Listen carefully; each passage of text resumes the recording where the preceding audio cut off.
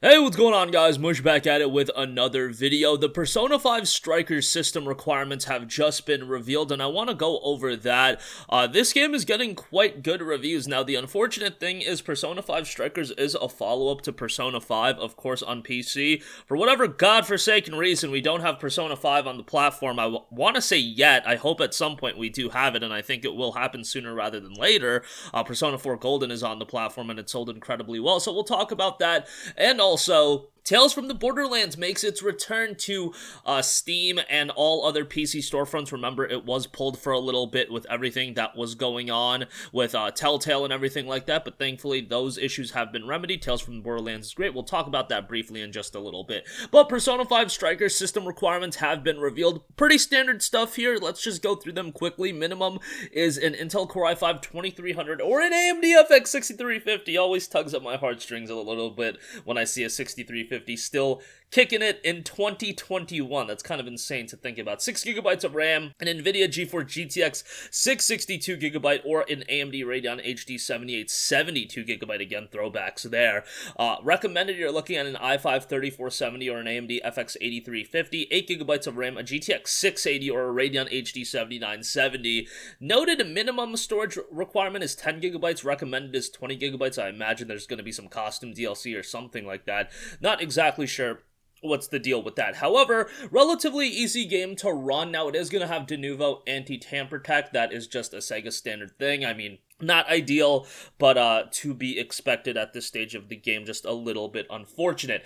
It should be noted that, hopefully, if this sells well, you would think that would open the door for Persona 5. I mean, I don't know why we're going backwards here with releasing Strikers and then Persona 5. I don't know if it's a thing where Atlus didn't expect Persona 4 Golden to sell as well as it did. I don't know if porting Golden was a lot easier than Persona 5. Honestly, I don't know the ins and outs of the workings on that, just because Persona 5 is a game that I think will sell incredibly well on PC, and that's a game you could bring to PC, and you could charge a premier $59.99 for Persona 5 Royal, where Persona 4 Golden, they did have to be a little bit conservative and price that at $20.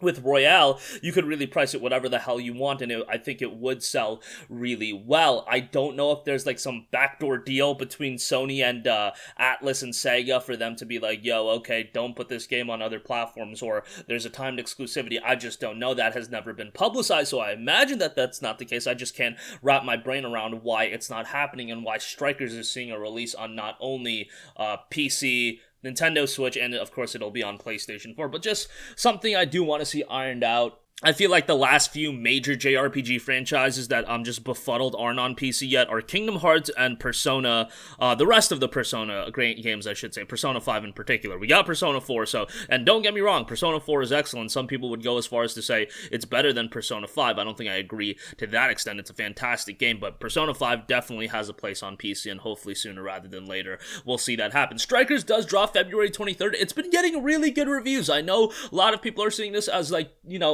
a Musou-style action game, but it does seemingly have a lot of RPG elements to it as well, so I'm excited for it. I'm probably going to end up picking it up day one, and I'll let you guys know my thoughts on it. Okay, quickly, also do want to talk Borderlands 3, not Borderlands 3, sorry about that, Borderlands, Tales from the Borderlands, God, all over the place. Tales from the Borderlands, an excellent game from Telltale, will be returning to PC storefronts on February 17th. Remember, after everything that went down with Telltale a while back, a lot of those games were pulled, but Tales from the Borderlands will be making its comeback. Great game here. I really enjoyed it. It's very, very comical, but the story and the characters are engaging as well. Had a good time with it. Not a game, obviously, I would spend the full $15 or whatever on.